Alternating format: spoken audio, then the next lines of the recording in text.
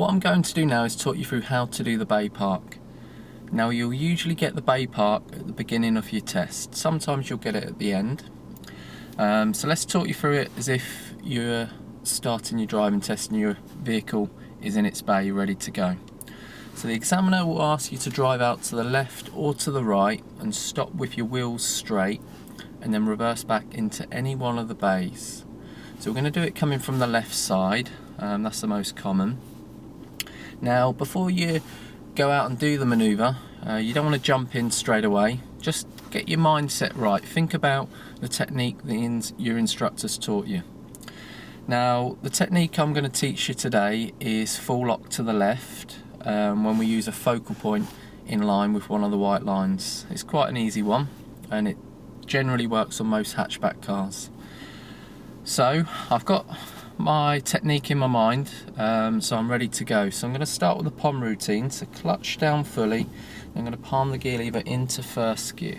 I'm going to set the gas gently so I get a light engine revs in the background, and I'm going to ease the clutch up to the biting point so I get a light tug at the front of the car. Now once you've got that, I'm going to look all around me. So left shoulder, left door mirror, interior mirror, looking ahead, right door mirror and then right shoulder. If it's clear, I'll release the handbrake. Now I'm going to go out forwards first and then I'm going to turn left. So basically you want to leave quite a lot of clearance between yourself, your vehicle and the bay. Now on the approach, I'll just check my mirror and then I'll just straighten my wheels. Really important that you straighten your wheels before you stop, because if you don't, you could end up going back into or towards the bays that you just come from, and you might not want to do that straight away. It's important that you get your focal point right. I'm going to stop, put it into reverse. So my reverse light's showing now. I'm now going to do the POM routine again. So setting the gas, finding the biting point. And this time I'm going to start my observations over my right shoulder, right door mirror, looking ahead, interior mirror, left door mirror, and then left shoulder. I'm going to reverse back very slowly. What I'm going to do is I'm going to come back very, very slowly until my focal point on my passenger door looks in line with one of the white lines. So I'm going to stop about there. It's important when you're reversing backwards you keep the vehicle speed slow so you're able to look all around you. Now normally as you get better you won't have to stop, but for the moment I'm going to stop so I can show you your focal point. Now I'm going to use these red dots and they look in line with the white line at the moment for me. Now when they're in line with the white line, that's when you're going to turn full lock to the left. If you do end up stopping, then just pull your handbrake up. Now I'm going to look all around me. Now I'm changing my observation, so I'm finishing on the right shoulder because the front of my car is going to swing out in that direction. So my last check's my right shoulder, it's clear, and then I'm going to move back slowly and full lock with the steering to the left. Keep your head scanning all around you. If any vehicles do come towards you, you'll need to stop. It is their priority. You don't want to use your door mirrors just yet, but as the car comes round, keep the head scanning. And when it is almost straight from where you started, you're just going to pause and stop. Again, as you get better, you might not need to stop here. Now I've stopped, I'm just going to look in the door mirrors and I can see the white lines on both sides of my vehicle and the gap looks even. If it doesn't, you'll need to take a shunt, and I'll talk you through a shunt shortly. However, this looks perfect for me. I can see the white lines beside the car on both sides. So now I'm just going to double check what's around me, nothing around, and I'm going to get the car moving slowly, and then I'm going to straighten my wheels. Can you continue to look over your left shoulder, coming back into the bay, glancing in the door mirrors so that picture hasn't changed. Should look about a drain width both sides of the white lines. Keep looking over that left shoulder. If your vehicle speed does go a bit too fast, just push the clutch down and then brake gently. Once you've entered the bay and you're happy, you're in the bay fully, handbrake and then neutral. Now, to check that you are in the bay, you can use your door mirrors and sometimes that will help you judge how far you've gone back. Obviously looking over your left shoulder can help too. Sometimes you'll have brick walls or trees behind you, so it's probably an easier way to judge looking over your left shoulder.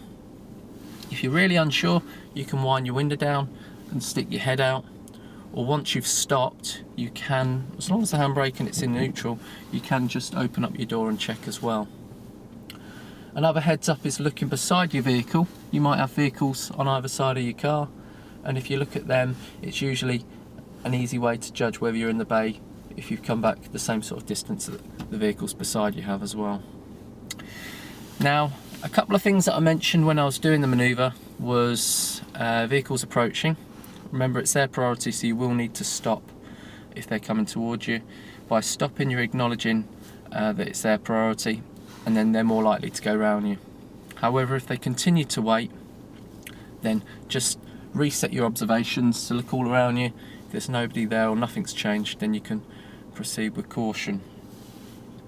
I also mentioned starting the manoeuvre with your wheels nice and straight. As I said before, if you don't, this technique won't work for you, because the first thing you've got to do is come back in a straight line and make sure your red dots, for me they're the red dots, it might be a door handle for you on your car, that needs to be in line with the white line. Other things that I didn't mention on the move was dry steering. You don't want to just turn the steering wheel when the car's not moving. This can damage the tread on your tyres and knock out the wheel alignment on your car. And on your test it's deemed as a minor fault doing the dry steering, so try and avoid that. So just keep your car moving slowly when you're turning the wheel. When you're coming into the bays, just make sure you're definitely going into your bay and you're not cutting across another bay. There could be vehicles beside you, the bay that you're going into, and obviously that means you're going to hit another vehicle. So you've got to imagine that there's vehicles beside you, even if they're not there. So don't go over those white lines. If you do realise you're going into them or cutting across, just stop before you come too far back. Put it into first gear, reset your observations, and then take a shunt out. So you can go back out to the left or go forwards. Obviously, depending on your position, will determine which direction you take your shunt. Now, a shunt is perfectly acceptable on your test.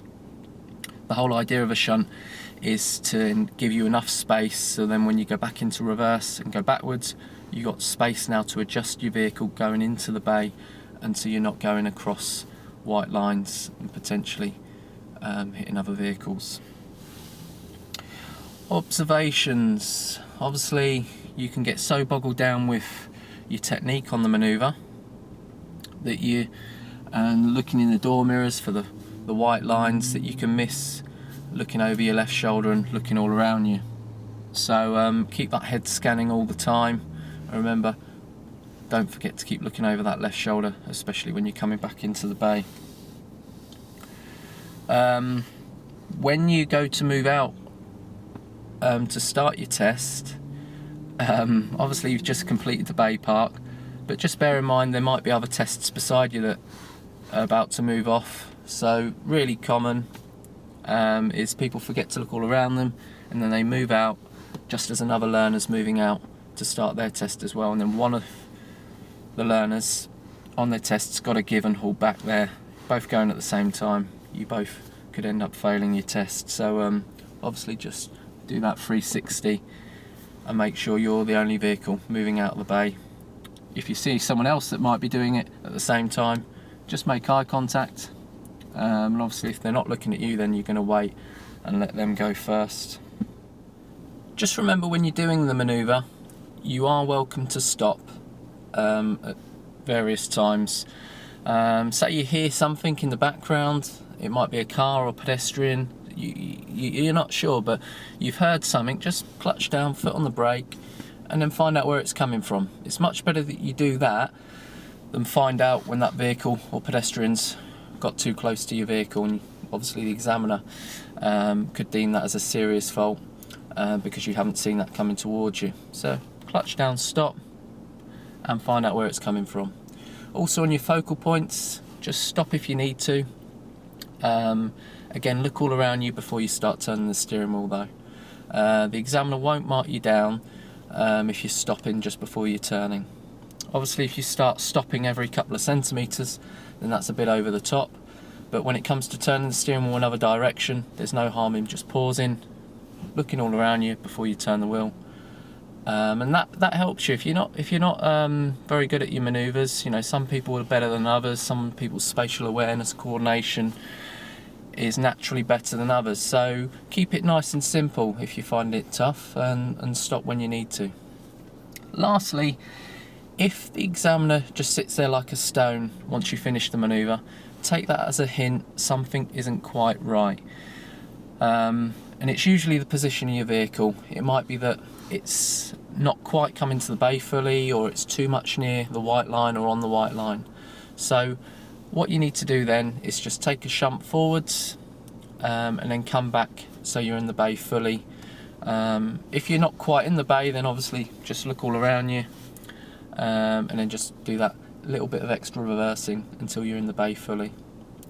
But they're not trying to trick you when they remain quiet. If you pulled the handbrake up and it's in neutral and they still remain quiet, that's their sort of way of saying, look, you need to double check something isn't quite right with the position of your vehicle.